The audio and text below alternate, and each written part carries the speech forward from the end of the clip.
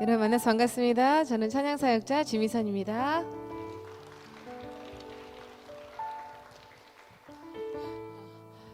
종종 들리는 환호성, 여기서만 들리는 환호성 감사합니다. 우리 서로에게 한번 축복하면서 이 시간 시작했으면 좋겠어요. 예수님께서 당신을 금덩어리로 보십니다. 한번 해주시겠어요? 시작! 예수님께서 당신을 금덩어리로 보십니다. 좀 어색해 하시는 것 같은데 다시 한번, 우리 교회의 특권이자 가장 큰 은혜라면 바로 예수님의 이름으로 서로 축복할 수 있다는 건데요. 다시 한번 양옆에 앞뒤로 눈 좀 마주치시면서 예수님은 당신을 금덩이로 보십니다. 시작! 예수님은 당신을 금덩어리로 보십니다. 아멘. 그 은혜가 이 시간에, 이 예배 시간에 여러분에게도 전달되는 귀한 시간 되기를 소망합니다. 첫 곡은요, 신나게 하나님께 함께 영광을 올려드리면 좋겠는데, 여러분 한번 일어나서 함께 찬양할까요? 한번 일어나 주시죠. 네, 음악 주시면 우리 성도님들과 함께 힘차게 예수님을 찬양하며 나아가도록 하겠습니다.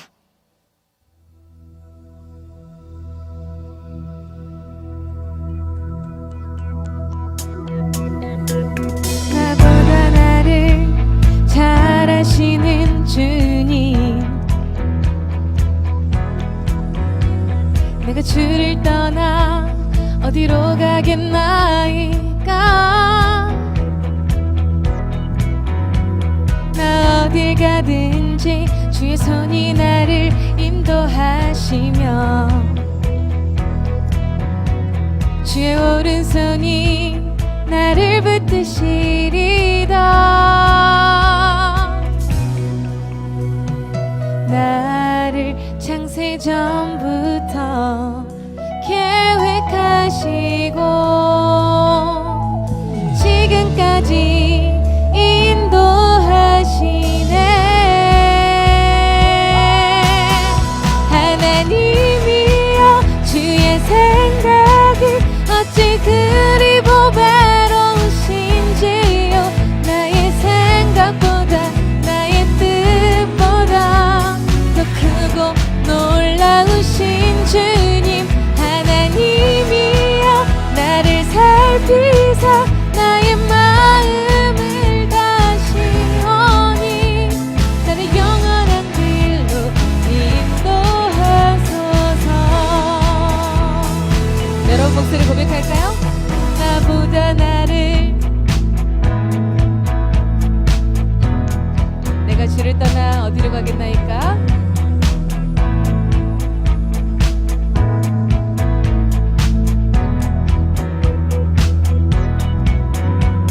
나 어딜 가든지 주의 손이 나를 인도하시며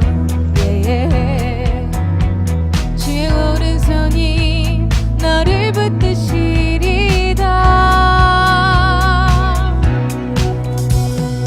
너를 창세전부터 계획하시고 지금까지 영원까지 인도하시네.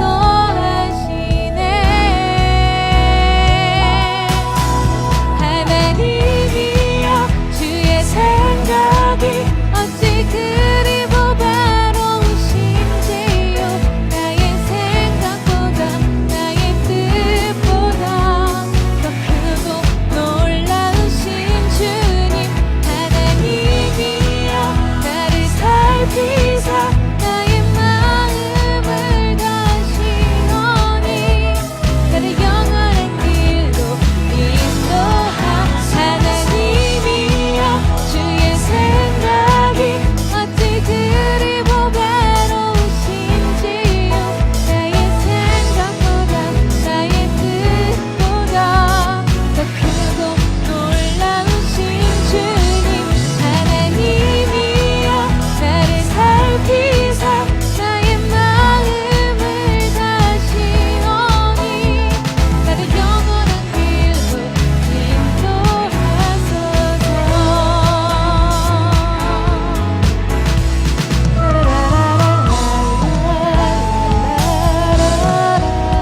아멘.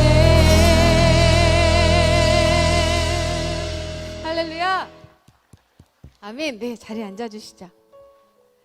다시 한번 우리 아멘으로 화답해 주시겠어요? 할렐루야. 아멘. 오늘 여러분께서 이 예배가 끝나시고 나면 다시 한번 나를 금으로 바라봐 주시는 그 예수님의 사랑으로 인해서 할렐루야 하게 되시는 귀한 예배가 되기를 다시 한번 소망하고 축복합니다. 이 찬양 얼마나 좋은지 모르겠어요. 이 찬양을 딱 외우면, 이 찬양의 후렴만 외워도 시편 139편이 대체적으로 뭐라고 말씀하고 계시는지를 또 금방 외울 수 있어서 참 감사한 곡입니다. 후렴이 어땠죠? 가사가 하나님이여 주의 생각이 어쩜 그렇게 보배로우신지요. 여러분 이 시간에 다시 한번 기억하시길 소망합니다. 하나님께서 여러분을 향한 계획은 멸망이 아니요 보배로운 하나님의 놀라운 계획이 여기 계신 한 분 한 분을 향한 그 계획이 있다는 것을 믿고 믿음으로 받으시기를 소망합니다. 아멘. 아멘. 그렇게 나를 향한 보배로우신 계획이 있으신, 때로는 내가 다 알지 못하더라도 나를 향한 놀라운 정금과 같은 계획이 있으신 하나님께 감사의 박수 한번 올려드리면서 할렐루야. 아멘. 간증을 좀 여러분과 나눠보도록 하겠습니다. 제가 친구의 전도로 교회를 나오기 시작한 게 21살, 22살 때부터 본격적으로 예수님을 믿게 됐어요.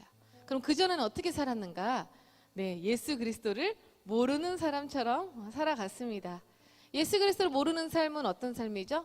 일단은 인생의 목적이 돈과 명예와 성공, 이런 것들이 왜 필요하냐면 그래야 행복하다고 배웠으니까.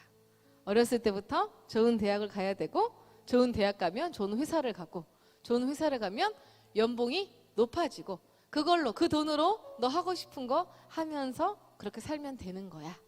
저는 이렇게 행복을 저도 모르게 주입받아서 살게 됐어요. 저는 노래를 좋아하니까 특별히 노래 쪽으로 좋은 대학을 가고 좋은 기획사를 들어가고 뭔가 좋은 어떤 그런 경력들을 막 쌓았어야 됩니다. 18살 때 얘기인데요. 고등학교 2학년 때 여러 번의 오디션과 대회를 도전한 끝에 아주 유명한 작곡가한테 캐스팅 제안을 받아가지고 기획사에 소속이 되게 됐어요.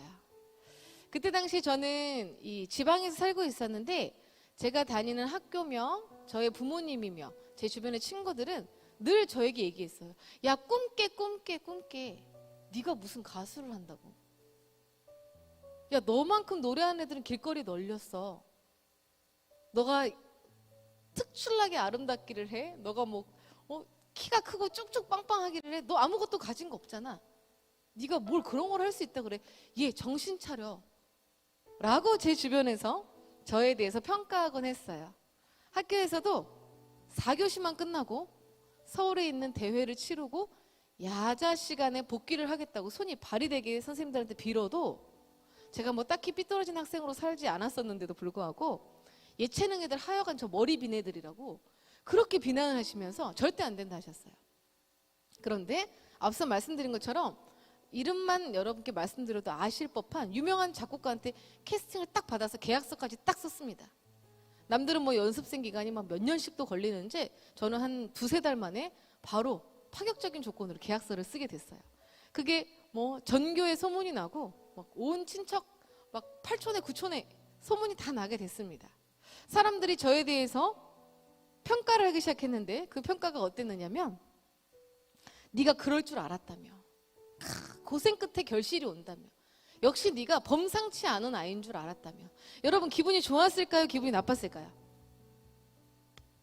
좋았을 것 같으세요? 기분이 나빴을 것 같으세요? 눈으로 말하지 말고 목소리로 말하세요. 좋았을까요? 나빴을까요? 왜 나빴을 것 같으세요? 저랑 통했어요.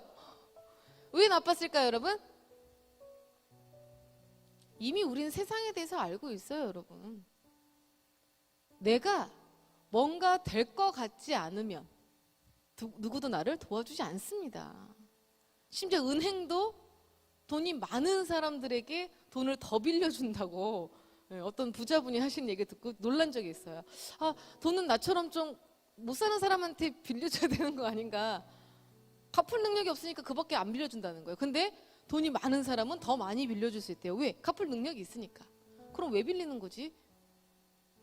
저는 세상에 대해서 18살 때 이 인생에 되게 좋은 일과 함께 동시에 사람들 마음이 이렇게 가볍구나.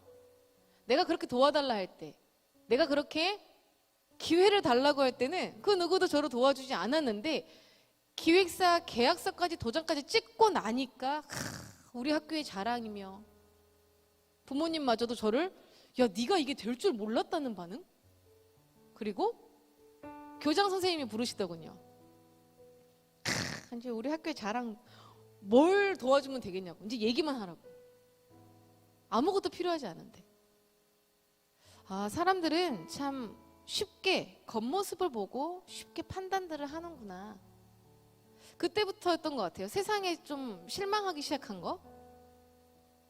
이렇게 사람들이 180도 달라지는 모습을 보면서 돌멩이 취급했던 그런 과거들이 생각이 나면서 야, 참 인간의 마음이 간사하구나 라는 생각을 해보게 됐어요.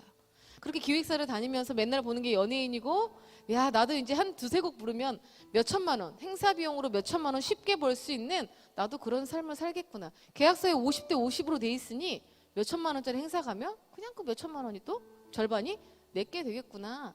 이제는 내가 더 이상 무시받지 않는 삶을 살겠구나 라는 생각에 들떠 있었어요. 그런데 그렇게 계속 회사 생활을 하면서 대중음악 앨범 준비를 해나가는 과정 가운데 굉장히 불편한 것들을 마주하게 됐습니다. 대중음악계에서 여성으로서 살기가 참 쉽지 않은 그런 분위기가 있어요. 지금 청년부니까 제가 이 정도 문장을 쓰면 무슨 이야기인지 다들 아실 거라 생각을 합니다. 수치스럽고 이걸 참아야 되나라는 일들이 자주자주 벌어지기 시작하고 점점점 선을 넘는 일들이 많아지기 시작을 하는 거죠.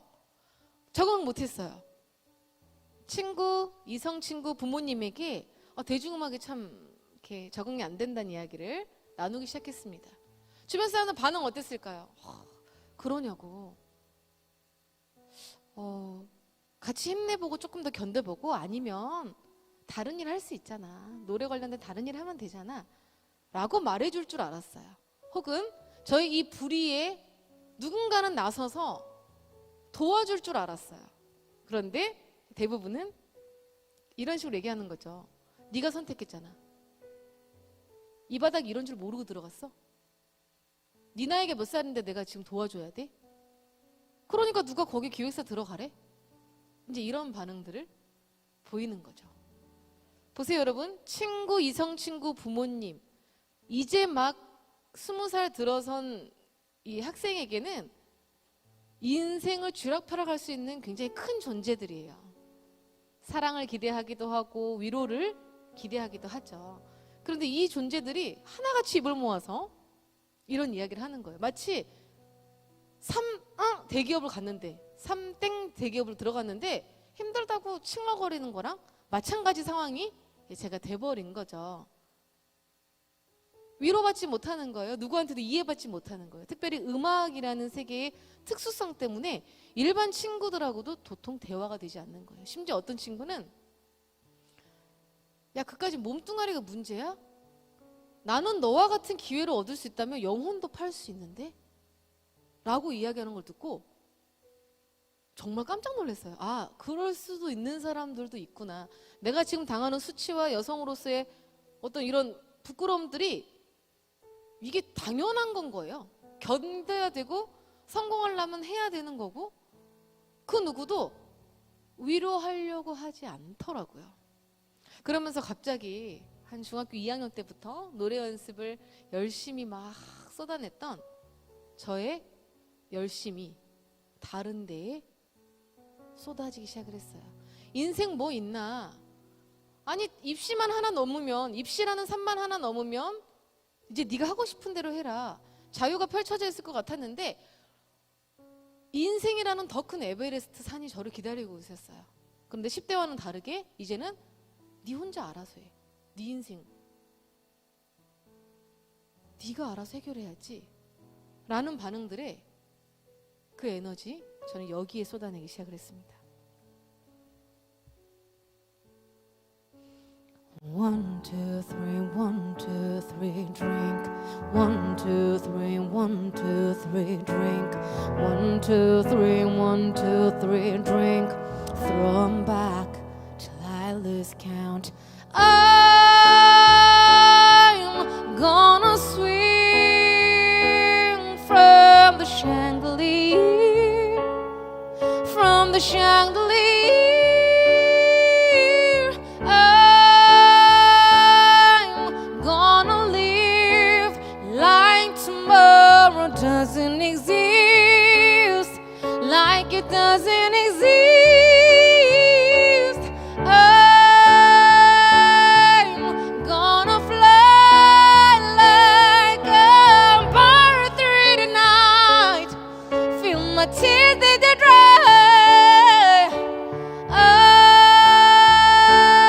I'm gonna swing from the chandelier, from the chandelier.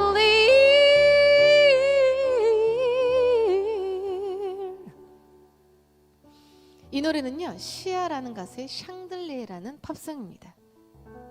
몇 년 전까지만 해도요, 메가 히트를 쳤어요. 전 세계에 메가 히트를 친 팝송입니다. 여기에서 상당 부분 많은 분들은 이 노래를 들어보셨을 거예요. 원치 않아도 길거리에서 늘 나왔어요. TV만 틀면 광고 음악으로 사용됐던 곡입니다. 이 노래가 왜 메가 히트 쳤을까요? 바로 이 노래 가사처럼 사는 사람이, 저처럼 사는 사람이 많았기 때문이에요. 앞에 가사는 조금 더 자극적이라 제가 부르지 않았습니다. 엉망진창이 마치 이 성경에 나오는 그런 기생, 창녀와 같이 사는 것 같은 그런 삶이 묘사되어 있어요.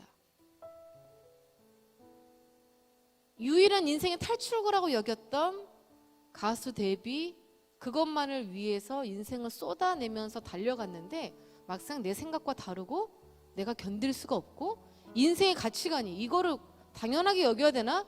아니면 이거를 거부해야 되나? 돈 벌려면 별의별 짓 다 해야 되는데 아니 이렇게까지 하면서 살아야 되나? 이런 혼란 속에 밤마다 술을 마시게 되는 거예요. 인생 뭐 있나?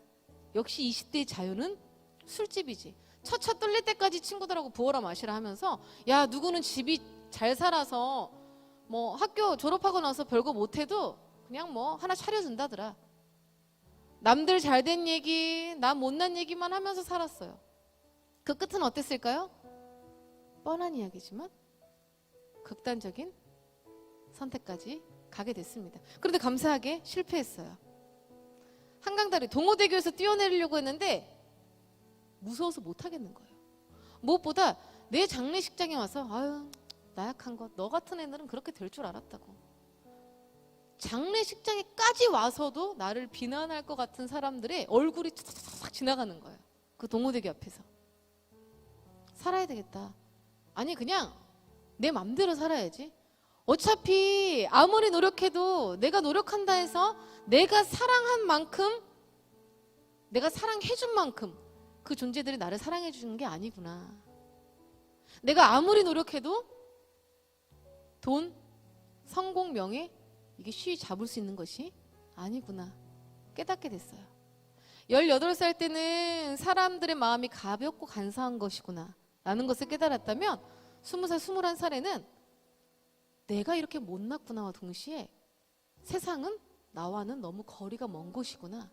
그때부터는 뭐 부어라 마셔라 엉망진창으로 삶과 동시에 사람들이 미운 거예요. 사람들하고 어깨만 부딪혀도 할 수 있는 모든 욕을 쏟아내면서 정말 뭔가 정신이 어딘가 이상이 있는 여자처럼 그렇게 행동하면서 폭력적으로까지 살아가기 시작을 했어요. 그런데 어느 날 게임 중독에도 빠지게 돼서 하루에 몇 시간 동안 롤플레잉 게임에 들어가서 진짜 눈 뒤집혀서 게임만 하는 거예요. 학교도 휴학계를 내고 알바도 심지어 가난한데 알바도 안 나갔어요. 친구한테 돈 빌려가면서 게임만 했습니다. 왜? 게임에서는 즉각적인 보상이 일어나요. 좀만 노력하면 갑옷이 좋아집니다. 그러면 사람들이 부러워해요. 님 그거 어디서 겟했음? 그러면 뭐 망골드로 샀음. 그럼 그 돈 게임의 가상머니도 현실에서 친구한테 빌려가면서 이게 무슨 꼴이냐고요. 그래서 게임을 딱 끝나고 나면 냄새나고 더럽고 좁고 해도 들지 않는 서울 어디에? 초라한 원룸에 아주 초라한 나밖에 남지 않는 거예요.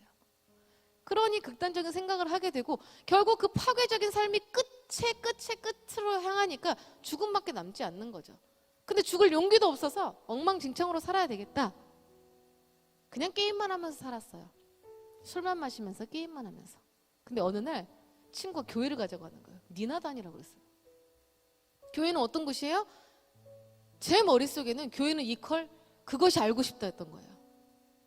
어렸을 때는 교회 다니면서 분명히 떡볶이도 먹으러 가고 막 갔더니 공책도 주고 막 갔더니 너무 예쁜 선생님들이 막 너 너무 예쁘다 되게 축복해주고 축하해줬던 기억이 있어서 좋았는데 점점 미디어의 영향을 많이 받다 보니까 이 대한민국은 교회에 대해서 아주 나쁜 기사들이 클릭수가 많이 나옵니다. 클릭수가 많이 나와요. 좋은 얘기는 올려봤자 클릭수 안 나옵니다. 왜? 당연히 너희가 해야 되는 거 아니야? 이렇게 보는 거죠. 나쁜 기사가 하도 헤드라인에 많이 나와요. 그럼 저도 툭툭 그럼 볼 때마다 어떻게 될까요? 교회에 대해서 색안경이 팍팍팍 씌워지는 거예요. 심지어 이단인지 뭔지 구별해주지도 않아요. 기자들은. 그러니 자꾸 교회는 나쁜 곳으로 제한이 돼 있는 거죠. 그러니 친구가 교회 가자는 말에 니나다니라고. 너 요즘 힘들어 보여. 야 내가 아무리 힘들어도 있지도 않는데 무슨 보이지도 만져지지도 들리지도 않는데 신이 있다고 하는 너보단 나아. 이 말도 안 되는 궤변으로 친구의 전도를 계속 거부했어요. 그런데 생각해보니까 초등학교 때도 중학교 때도 고등학교 때도 대학교 때까지도 하나님이 저에게 전도자를 계속 보내주시는 거예요. 어느 일요일 날 게임을 하기로 했는데 취소됐습니다. 할 게 없었어요. 그래서 친구한테 연락했더니 교회 다 끝났대. 자기 다 예배 드렸대. 우리 교회 앞으로 오래. 갔어요. 이 한신교회처럼 어마어마하게 큰 교회였습니다. 1번 우와 교회 멋있다. 2번 저 돈이 어디서 났을까? 저는 1번이었을까요? 2번이었을까요? 다들 그렇게 확신에 차서 예, 2번입니다. 제 돈 10원 한 푼 안 들어갔는데 저랑 아무 상관도 없는데 그냥 밉게만 보이는 거예요. 일단. 근데 친구가 저를 어디로 데리고 들어가더라고요. 그래서 어디 데리고 들어가는 거야. 제가 그때 모르는 게 있었어요. 큰 교회는 오후 2시에 예배가 있더라고요. 2층으로 이게 한신교회처럼 구조가 거의 똑같았어요. 2층 거의 두 번째 줄이었나? 사람이 많아가지고 또 자리도 없네요. 앞자리 쪽으로만 좀 비어있고. 그래서 2층 어디 앞자리에 딱 앉았어요.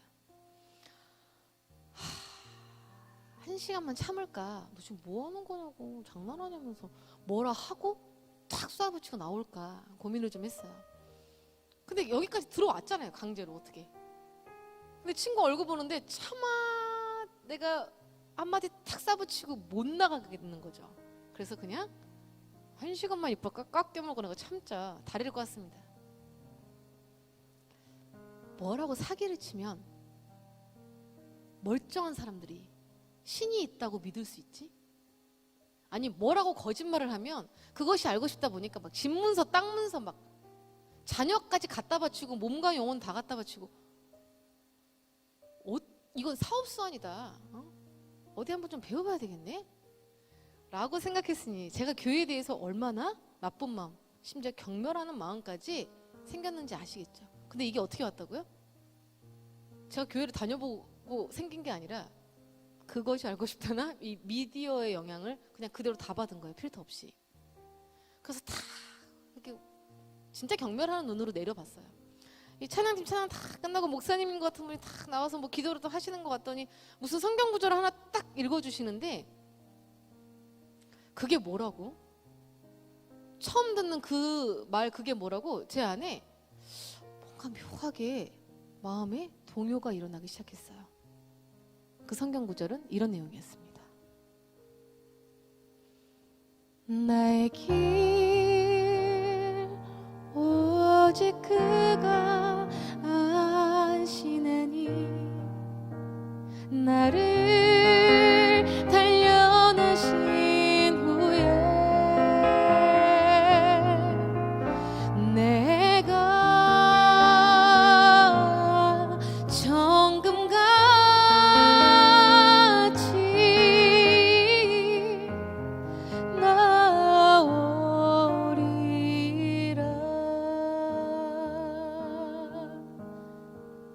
아멘. 욥기서 23장 10절 말씀인데요. 혹시 띄워주실 수 있을까요? 욥기서 23장 10절 말씀인데 여러분 목소리로 한번 외쳐주시면 좋겠습니다.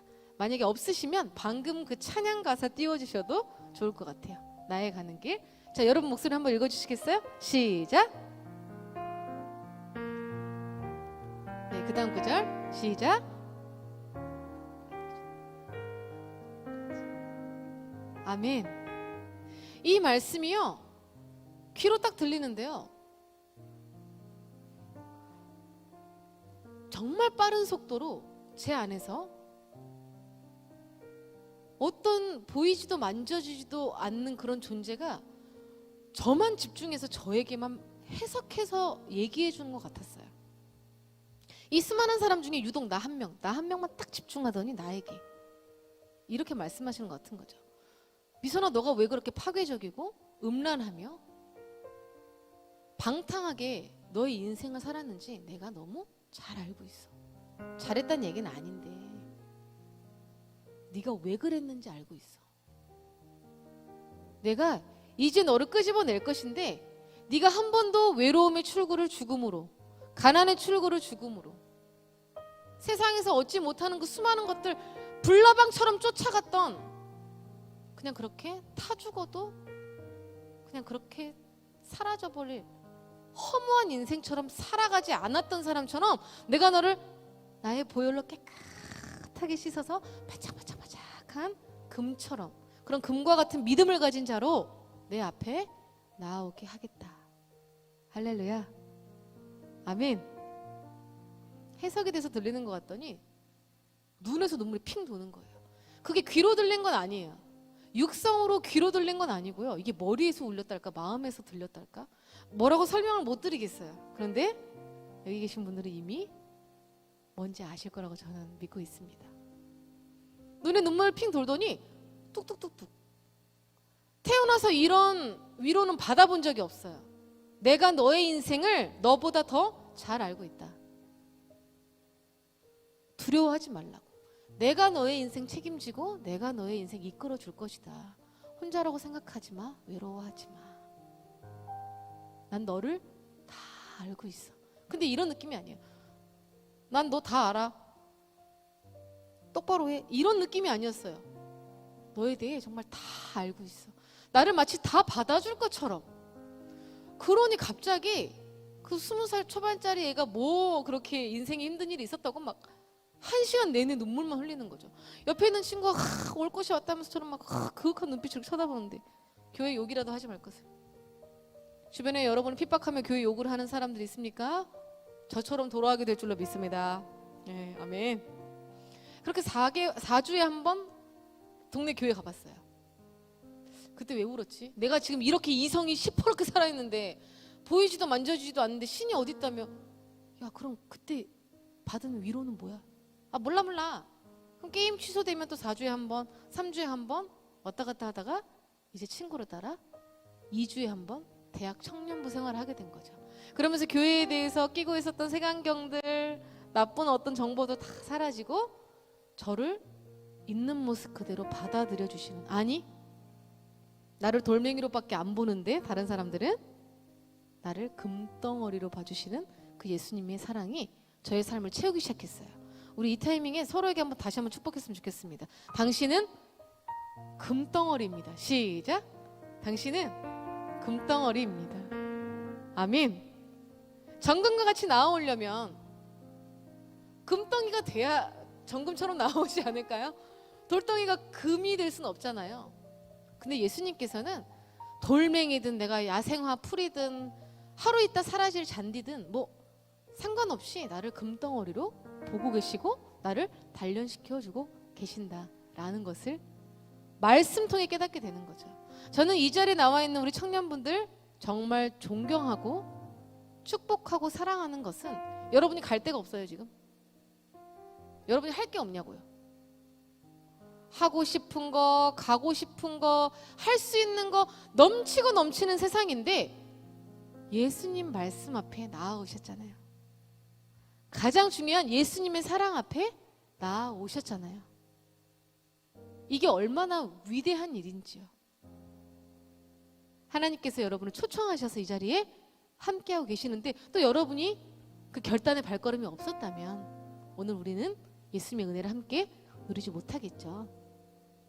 저도 그렇게 자꾸 예수님 말씀 앞에 나아가게 됐어요. 그러니 이런 술 중독들, 게임 중독들이 교회에서 봉사활동이나 어떤 그런 활동들, 단기 선교부터 해가지고 이런 게 많아지면서 온라인상보다 오프라인상 모임들이 많아지는 거예요. 그러면서 점점 내가 꽤 괜찮은 애구나. 내가 유치부에서 애들한테 이렇게 하고 있어도 가끔 현타 올 때가 있지만 나 지금 뭐 하는 거지 할 때 있지만 아이들이 까르르 웃는 모습 보면서 내 삶이 누군가에게 쓸모가 있긴 있구나. 마음이 회복되는 거예요. 특별히 예수님 말씀이 음란한 저 여인에게 돌 쳐서 죽여라.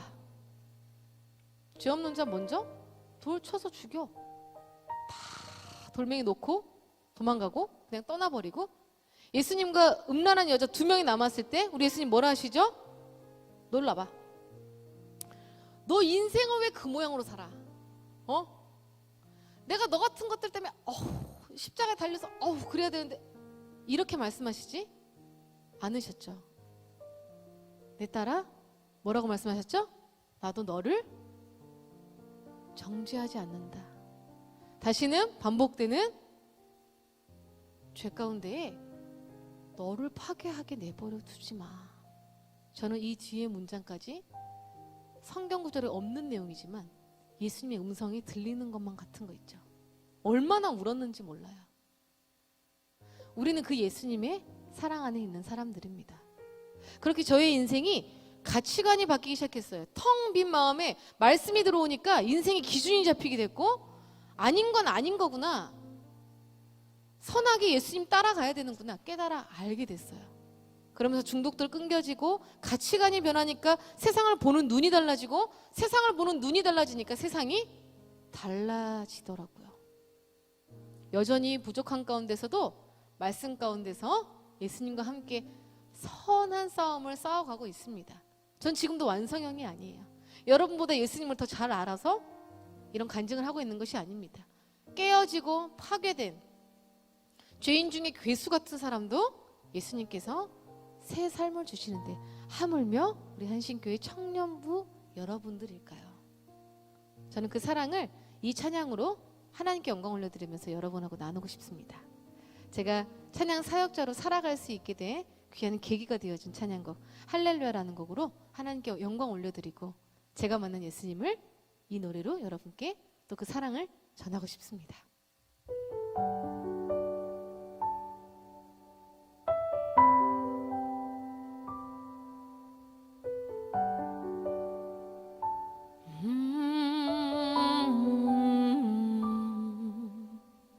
날 보고 있는 거죠.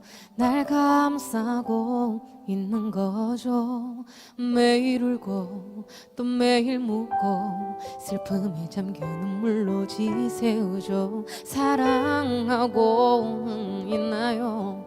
날 감싸주고 있나요?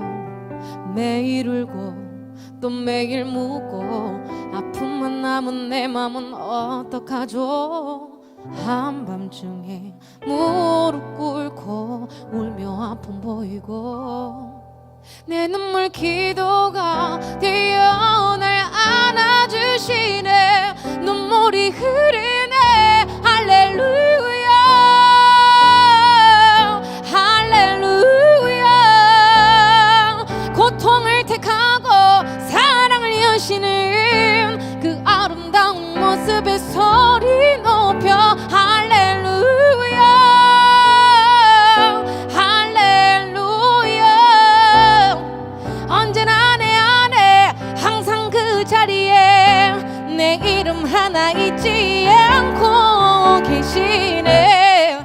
사랑이 넘쳐 흘러 아픔도 잊어버리고 내 맘도 상처도 기적과 같이 아물죠.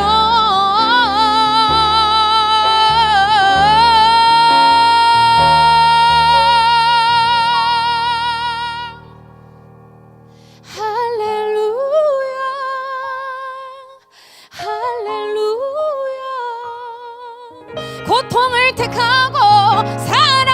오시는 그 아름다운 모습에 소리 높여 할렐루야 할렐루야 언제나 내 안에 항상 그 자리에 내 마음과 기쁨과 내 삶을 드리네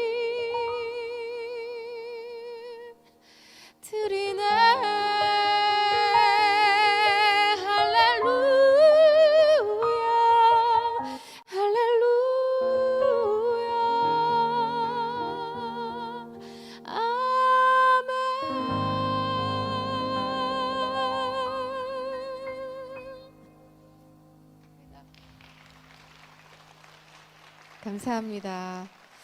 이 찬양곡을 아시는 분들은 왜 이렇게 노래가 빨리 끝났지? 하실 수도 있어요. 하지만 mp3 걔가 저보다 잘 부릅니다. 그냥 원곡 들으세요. 또 모르시는 분들 때문에 또 말씀드립니다. 원곡자가 저예요. 저지만 걔가 더 잘 부릅니다. 걔 거 들으시면 되겠어요. 왜냐하면 시간은 정해져 있는데 이렇게 계속 여러분과 같이 있고 싶지만 정해진 시간 안에 좀 짧은 시간 안에 최대한 제 고백을 많이 여러분께 또 전달해드리고 싶어서 짧게 여러분과 나눴고요. 그렇게 제 삶이 바뀌어지면서 사역자의 삶이 시작이 됐어요. 처음에 하고 싶었던 건 아니었습니다. 그냥 이 곡만 불렀는데 친한 분들이 이렇게 우리 교회 와서 또 좀 불러줘봐 이렇게 몇 번 다니다가 슈퍼스타 K의 박다빈이라는 자매님이 이 곡을 오디션 프로그램 나가서 부르게 된 거예요. 그래서 이 곡이 넌 크리스천들한테도 들려지고 불려지게 이제 됐어요. 그래서 원곡자가 지미선이라더라. 한번 그러면 들어보자. 그래서 몇 군데서 불러주기 시작하시다가 갔더니 사역자님 저 사역자 아닌데요? 저 그냥 보컬리스트인데요? 아니라고 우리 귀한 사역자님 아니라니까요? 어떻게 거부도 못 하겠는 거예요. 그러면서 사람이 되게 부담스러워지는 거죠. 사역자 이러니까 뭔가 제가 막 굉장히 근사한 사람이 돼야 될 것 같은 그런 부담감이 생기더라고요. 그런데 여러분 예수님을 믿는다는 게 그런 건 것 같아요. 여러분 크리스천이세요? 크리스천이세요? 크리스천이십니까? 그럼 이미 여러분도 사역자라는 타이틀이 저한테 있는 것처럼 여러분도 이미 크리스천이라는 지저스 크라이스트를 주인으로 모시는 사람으로서의 위치가 있으신 거더라고요. 그러니까 노래 녹음만 했던 것 뿐인데 발 한쪽은 세상에 가 있고 한쪽은 교회에 와 있어요. 예배 끝나고 술 마시러 갔다가 내가 근데 이래도 되나? 이런 생각들. 그래서 왔다 갔다 했어요. 그런데 이 노래를 녹음하게 됐고 교회에 부르러 가게 된 거예요. 그래서 그냥 컨디션 안 좋으면 예배 안 가고 말죠 뭐 그게 중요한 거라고 그냥 오늘은 쉬지 이랬는데 사역자 내가 목회자는 아니지만 사역자니까 내가 이렇게 살면 안 되지가 제 삶에 예수님의 은혜로 말미암아 거룩함을 추구하게 되는 거예요. 제가 저희 지금 간증 들으시면 아시겠잖아요. 제가 성격이 어땠을지 얼마나 진상이었을지 딱 들어도 아시잖아요. 근데 얘가 세상의 발 한쪽 발 하나는 교회 쪽 왔다 갔다 얼마나 복잡하고 어려웠겠어요. 근데 점점 예수님께서 저를 예수님의 은혜로 견인차가 진짜 끌고 오듯이 저를 거룩으로 성결함으로 이렇게 끌어당기시는 거죠. 그러면서 그때 알게 된 거야. 사역자인 걸 떠나서 예수님을 믿는다며 크리스천이라는 그 위치, 그 정체성이 나한테 있다면 내가 사역자가 아니고 그걸 떠나서 나는 예수님처럼 사랑하며 살아가야 되는구나 라는 깨달음이 오게 되는 거예요. 과거의 모든 행실이 회개도 하게 되고 대학교 동기예요. 우리 반주자님. 그리고 제 신랑입니다. 아까 목사님께서 말씀하시다 말았는데 격려 박수 부탁드릴게요. 네. 제가 얼마나 진상이었는지 이분은 이미 대학생 때부터 저의 모든 과거를 알고 있어요. 근데 주여 그런데도 저랑 결혼을 해주더라고요. 예수님께서 너 나한테 회개한 거는 아는데 너 예비 신랑한테 너 과거 다 알고 있으니까 사과 좀 하라고.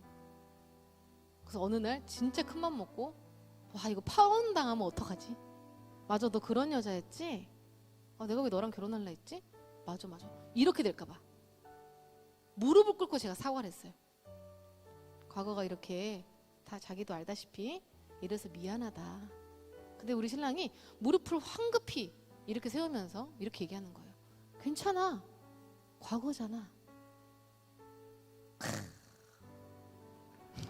잠깐만 아니. 그랬는데 이 형제의 그 문장에서 예수님의 음성이 들리는 것 같은 거예요. 죄를 많이 지었으니까 이 정죄감이 사라지지가 않는 거예요. 지금도 1년에 몇 번은 내가 자격이 있나 이런 생각이 시달릴 때가 있어요. 그때는 훨씬 시달렸습니다. 내가 거룩하니 너희도 거룩하라.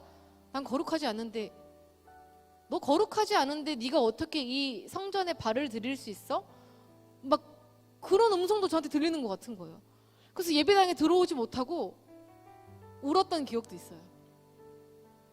근데 그런 저에게 예수님께서 괜찮아 과거라니까. 내가 너를 용서하고 내가 너를 이해하고 내가 너를 새롭게 빚어가고 있어 라는 음성으로 이 신랑의 문장이 들리는 거죠. 그러면서 제가 그때야말로 정말 비로소 예수님께 진정한 자유를 얻은 순간이었어요. 그러니 이 형제한테 박수를 할 게 아니라 이런 자유를 용서를 새로 빚음을 주시는 예수님께 감사의 박수 한번 올려드립시다. 할렐루야. 예수님 감사합니다. 여러분과 마지막으로 나누고 싶은 찬양곡이에요. 벌써 주어진 시간이 이미 지금 한참 지났습니다. 아쉬우시죠? 자, 이거 약간 연습해야 되네요. 이제 마지막 곡 여러분과 나누려고 합니다. 이렇게 하면 앞으로 이제 우리 유재분 목사님 통해서 정말 대한민국에 정말 이 삶의 간증이 넘치는 분들, 저는 아무것도 아니에요. 방황하다 예수님 만난 거잖아요. 막 진짜 정말 삶을 들여서 예수님을 믿고 있는 많은 사역자님들을 또 여러분이 만나시게 될 것 같은데 그때 이렇게 하면 절대 안 됩니다. 제가 알기로는 제가 첫 타로 알고 있는데 자 연습 한번 해볼게요. 마지막 곡 여러분과 나누려고 합니다. 좋다. 여러분 착하면 착이시네. 여기서 더 강력하게 할 수 있는 방법이 있어요. 이렇게 어깨까지 움직여야 됩니다. 자, 마지막 찬양곡 여러분과 나눌 시간이 됐네요. 좋다. 근데 고개를 흔드시면 약간 그 이상한데 고개를 흔드셨거든요. 아쉬운 줄 제가 진짜 아쉬운 걸로 알고 앵콜의 마음을 담아서 여러분이 해주신 걸로 믿고 마지막 찬양곡 제가 작년에 정말 어려운 가운데서도 첫 정규 앨범을 냈습니다. 그러면서 예수님을 만나서 할렐루야 했으니 이제는 나를 사랑으로 품어주신 그 예수님처럼 살아가야 되겠다라고 고백을 담은 곡입니다. 예수님처럼이라는 곡인데요. 내가 크리스천이고 오늘 다시 한번 예수님의 나를 향한 그 사랑을 여러분이 깨달으셨다면 저 문을 열고 나갈 때 크리스천이라는 위치에 자격에 합당한 또 한 주간의 삶을 성령님의 도우심으로 해내시는 저와 여러분이 되기를 간절히 소망하면서 마지막 찬양곡 예수님처럼이라는 곡으로 하나님께 영광 올려드리고 여러분과 은혜 나누면서 다짐 나누면서 저는 인사드리겠습니다. 하나님 감사합니다. 여러분 감사합니다.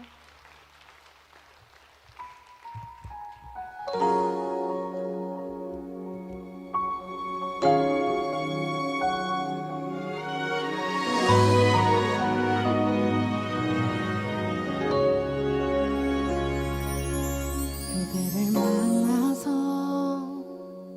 사랑을 알았고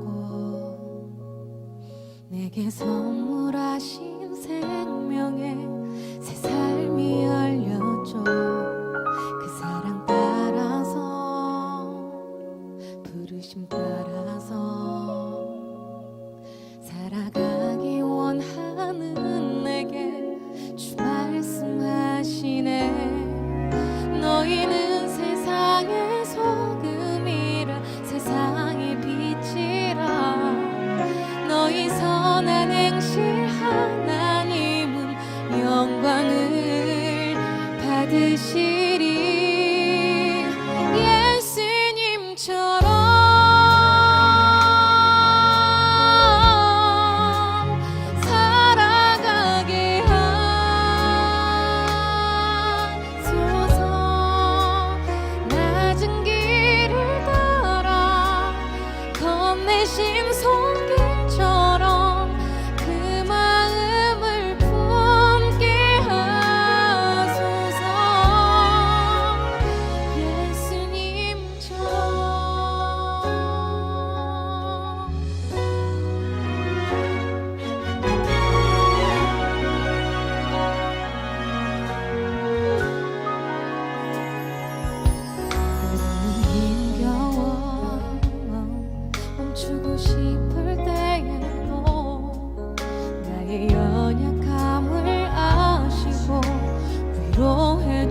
이루시네.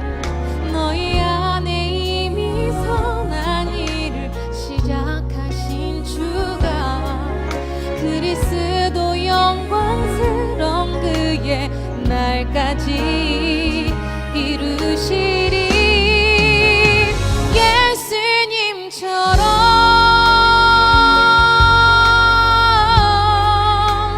살아가게 하소서.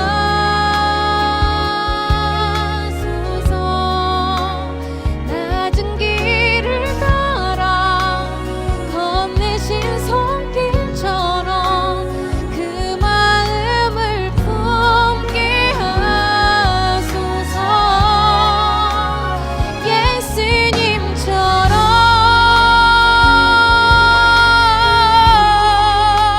충만하게 하소서. 마른 나무 위에 쏟으신 생명처럼 그 사랑을 담게 하소서. 몸과 마음 다해 삶을 예배로 주 앞에 거룩하게 드리네. 선하신 뜻을 알게 하시고 세상을 당시 않게 하소서.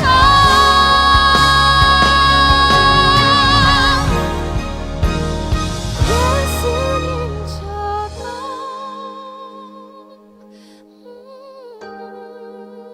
사랑하게 하소서. 눈물 젖은 길에 어여쁜 들꽃처럼 새 생명을 보게 하소서. 예수님처럼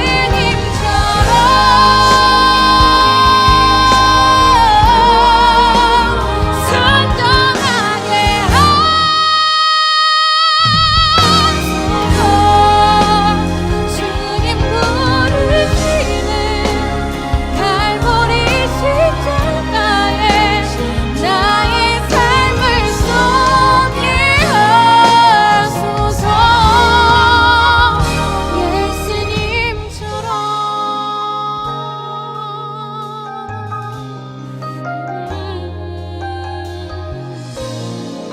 예수님처럼 살아가기를 결단하는 우리 한식길 청년과 저와 이 다짐을 받으시는 예수님께 감사의 박수 올려드리겠습니다. 예수님 감사합니다. 예수님 감사합니다. 할렐루야.